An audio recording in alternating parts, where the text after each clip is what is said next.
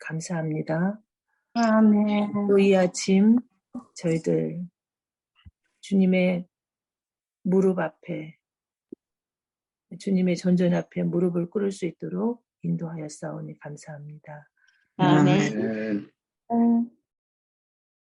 정말로 주님의 크신 사랑이 매일매일 필요하고 또 매일매일 느껴지는 저희의 삶이 될 수 있도록 주님 인도하여 주시옵소서.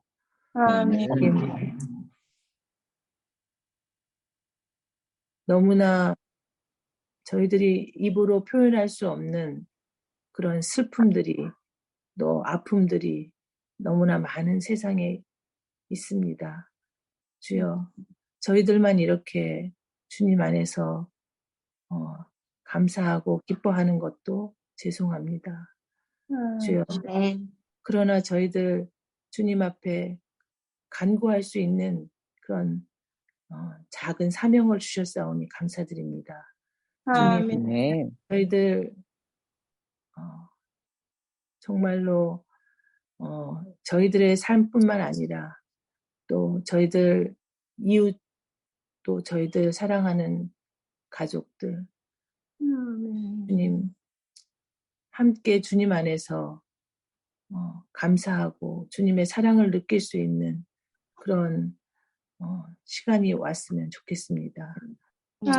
오늘도 주님 앞에 간절히 간구드리오니 주님께서 저희들의 죄를 사하시기 위해서 이 세상에 오셨을 때 주님 그들에게 베푸셨던 그런 사랑들, 정말로 저희들 오늘 찬양처럼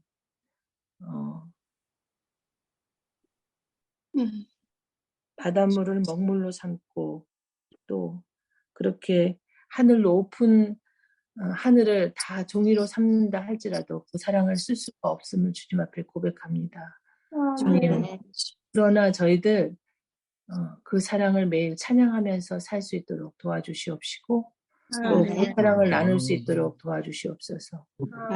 그래서 정말 저희 교회가 마음이 아프고 또 몸이 아프고 또 정말로 이 세상에 아무 낙이 없어 지쳐 쓰러지기 일보 직전까지 있는 모든 사람들까지라도 주님, 저희 교회에서 주님의 사랑을 깨달으며 주님의 날을 기다릴 수 있는 그런 교회가 될 수 있도록 주님 도와주시옵소서. 요한복음 마지막 주시는 말씀의 날입니다. 주님의 사랑을 더 크게 깨닫고 오늘 하루 힘차게 살아갈 수 있도록 은혜 주시옵기를 주님의 이름으로 간절히 기도합니다. 아멘. 감사합니다. 감사합니다. 오늘은 요한복음 21장 15절부터 있는 말씀을 통해서 은혜를 나누도록 하겠습니다. 그들이 조반 먹은 후에 예수께서 시몬 베드로에게 이르시되 요한의 아들 시몬아 네가 이 사람들보다 나를 더 사랑하느냐 하시니 이르되 주님 그러하나이다.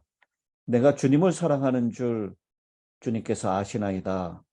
이르시되 내 어린 양을 먹이라 하시고 또 두 번째 이르시되 요한의 아들 시몬아 네가 나를 사랑하느냐 하시니 이르되 주님 그러하나이다. 내가 주님을 사랑하는 줄 주님께서 아시나이다.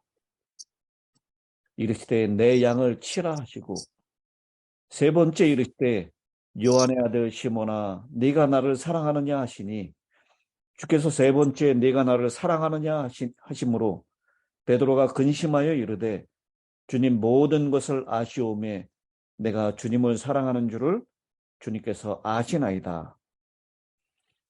예수께서 이르시되 내 양을 먹이라. 예수님께서 세 번 베드로에게 질문한 이유가 있죠. 무엇 때문이시죠? 부인을 부정했죠.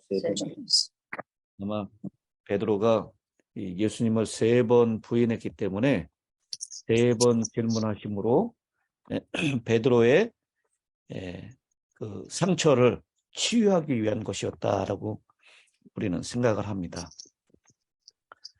이 학자들은 이 요한복음 21장에 있는 이 세 번의 질문 가운데 헬라어 단어를 주목을 하면서 많은 설교가들이 그렇게 얘기하는 것을 여러분 들어보셨을 것입니다. 이 헬라어 단어로 사랑이라고 하는 단어가 세 가지가 있는데요. 그 두 가지가 사용됐습니다. 성경에는 이 에로스라고 하는 관능적이고 육체적인 사랑은 한 번도 등장하지 않습니다. 필레오, 아가파오, 이 두 가지가 등장하는데요. 이 다른 어근을 통해서 특별한 의미를 이끌어내려고 요한이 이렇게 네가 나를 사랑하느냐라고 하는 첫 번째, 두 번째 질문은 아가파오라고 하는 단어를 사용했고, 세 번째 질문에 네가 나를 사랑하느냐라고 하는 것은 필레오라고 하는 단어를 사용하므로 무엇인가 특별한 의미를 끌어내려고 하는 의도가 있었다라고 얘기를 하는데요. 근래의 세밀한 연구에 의하면 요한은 독자들에게 아가파오나 필레오라고 하는 단어에 특별한 의미를 부여하지 않았다라고 얘기를 합니다. 왜냐하면 이 요한복음에 이 아가파오라는 단어하고 필레오라고 하는 단어가 동의어로 사용되고 있음이 분명하기 때문입니다. 우리 그 예를 한번 좀 살펴보도록 하겠습니다.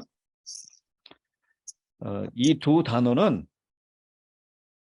인간을 향한 하나님의 사랑, 혹은 아들을 향한 아버지의 사랑, 우리를 향한 예수님의 사랑, 예수님께 대한 우리의 사랑, 여기에 상관없이 두 단어가 동의어로 번갈아 가면서 사용되는 것을 우리가 보게 됩니다. 요한복음 3장 16절이죠. 하나님이 세상을 이처럼 사랑하사 할 때 그 사랑은 아가파오라고 하는 단어를 썼습니다. 근데 똑같이 이 사람들을 향한 하나님의 사랑을 표현하고 있는 요한복음 16장 27절이에요.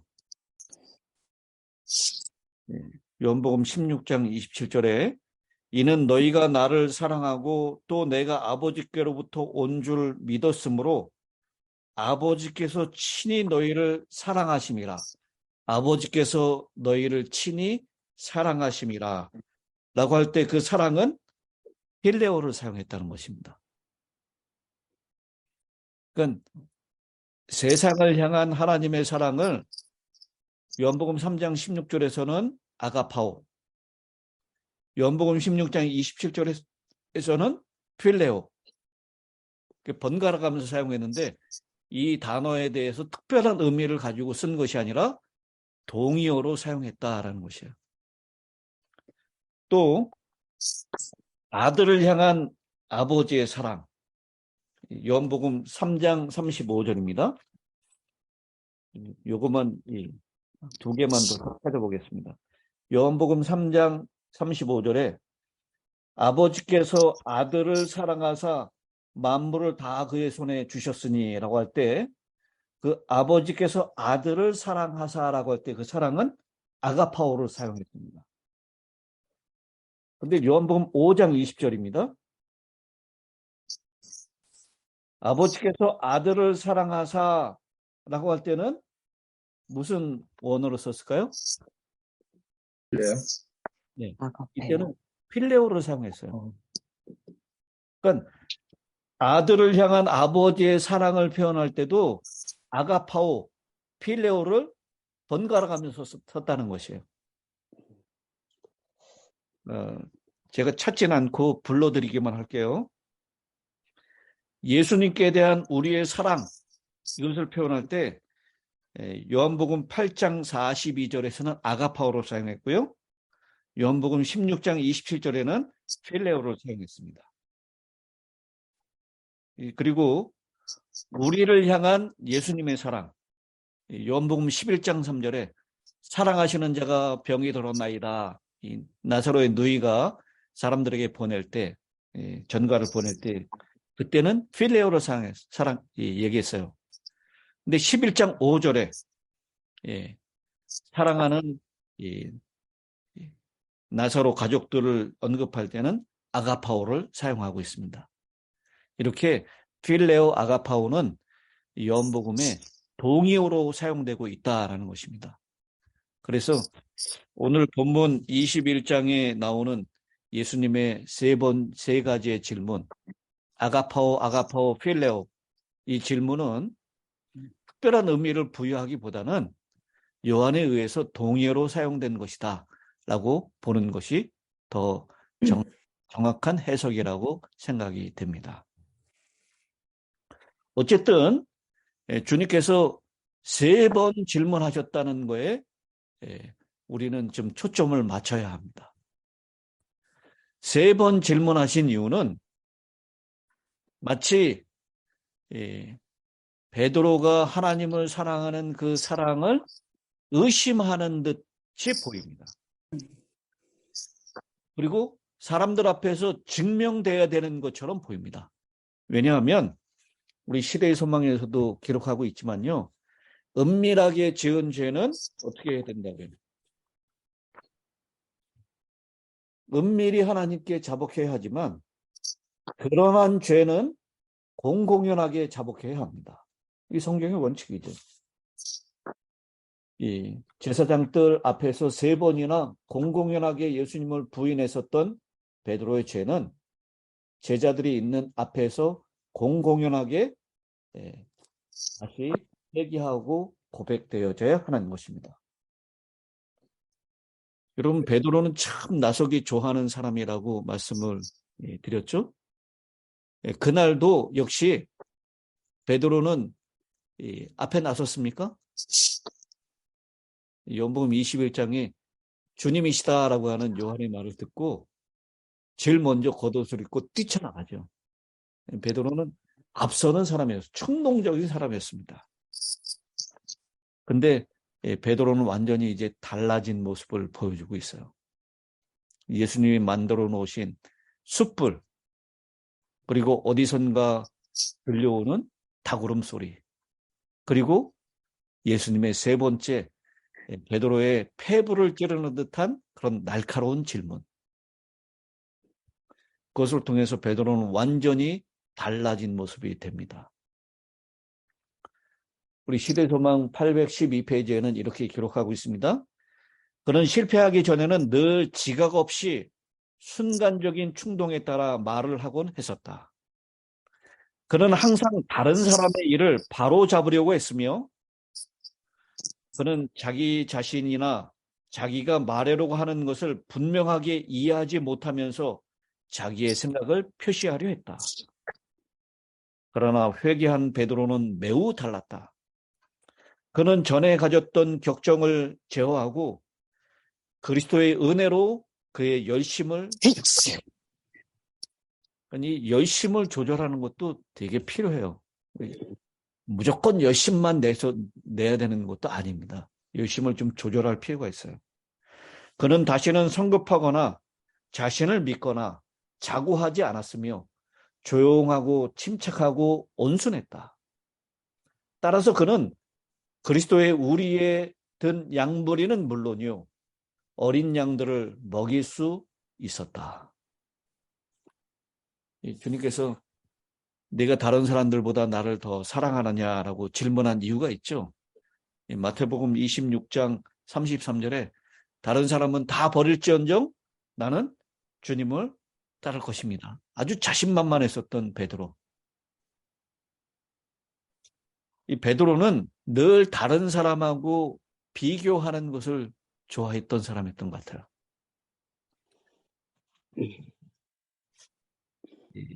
영적인 비교, 이것이 어리석음에 대해서 베드로는 이제는 배웠던 것 같습니다. 중요한 것은 우리가 예수님과 가지는 관계의 깊이이지 그 깊이를 다른 사람들과 비교하는 것은 아닙니다. 늘 다른 사람과 비교하는 것이 문제예요.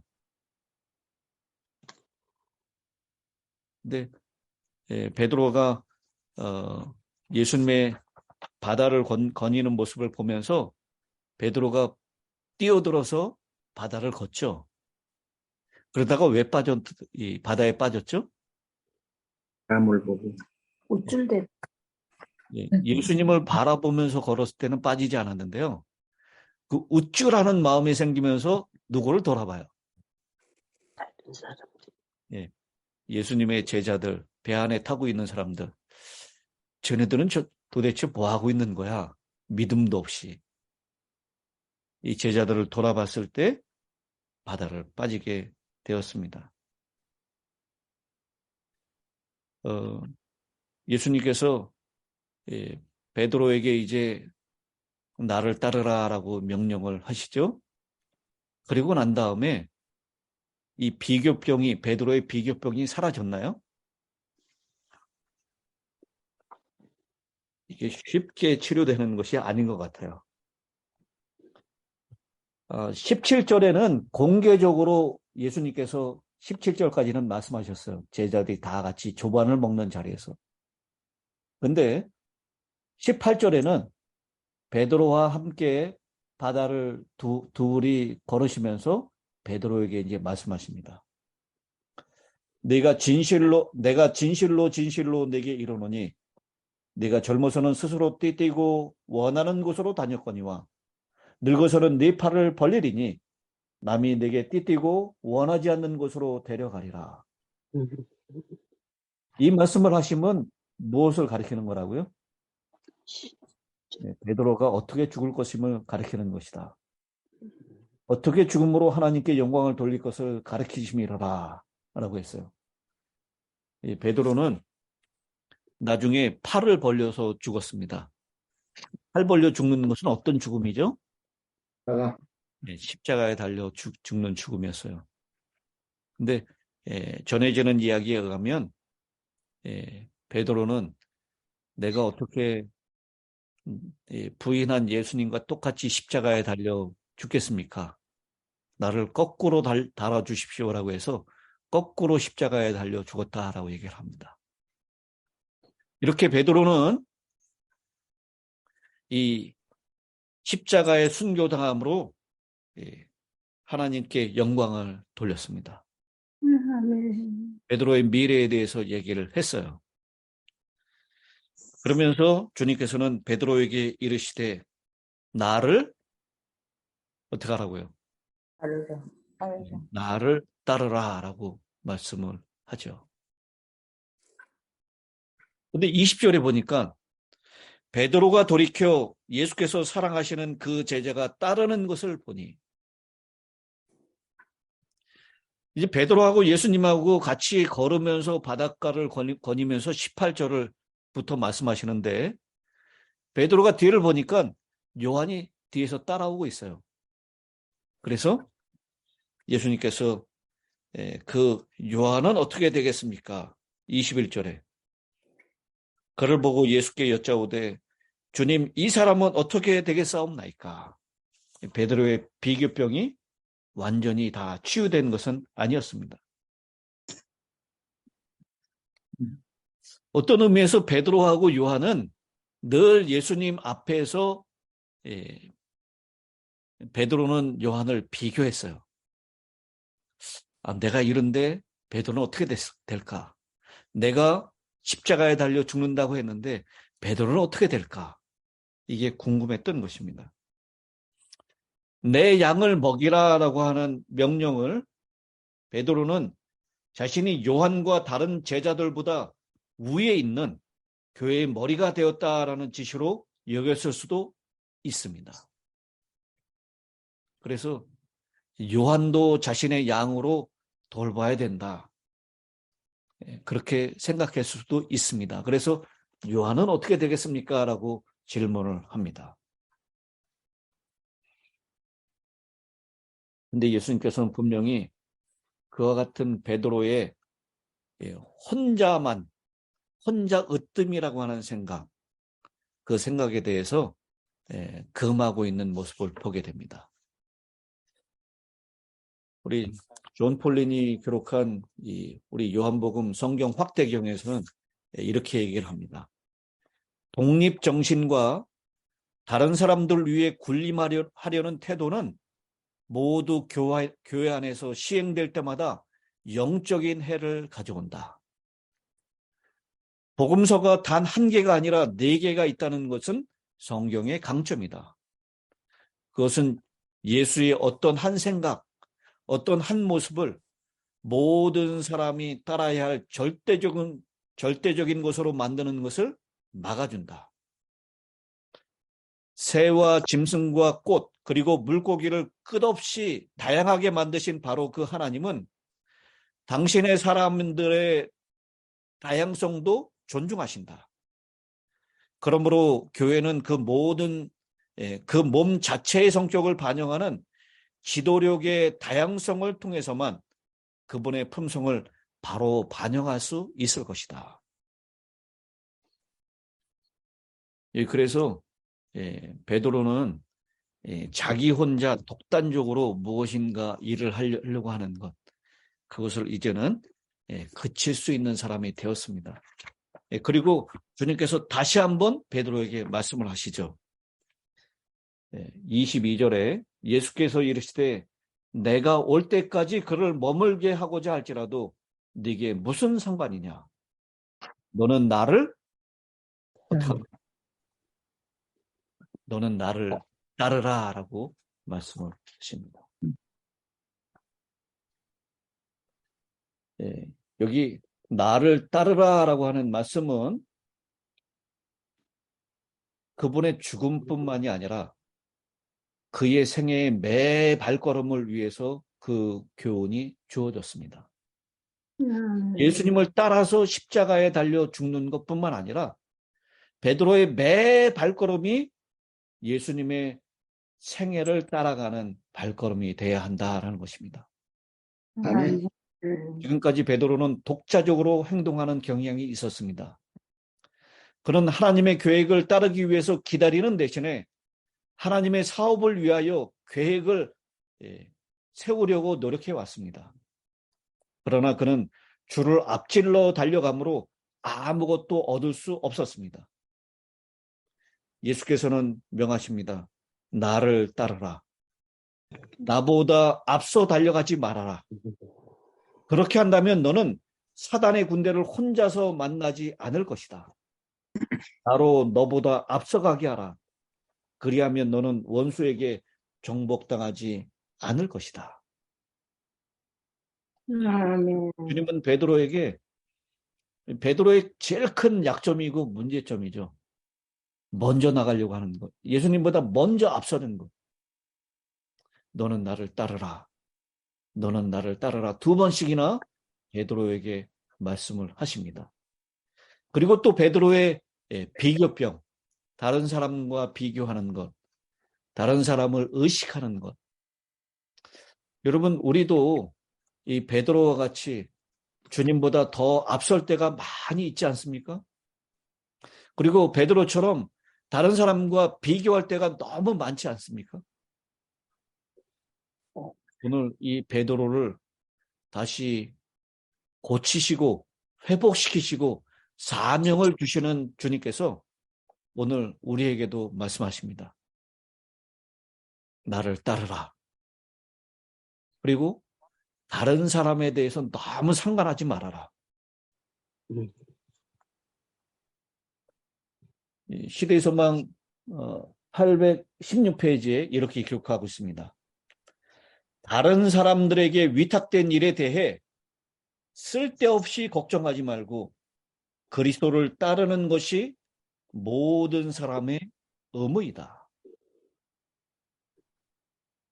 다시 한번 말씀 읽어드리겠습니다.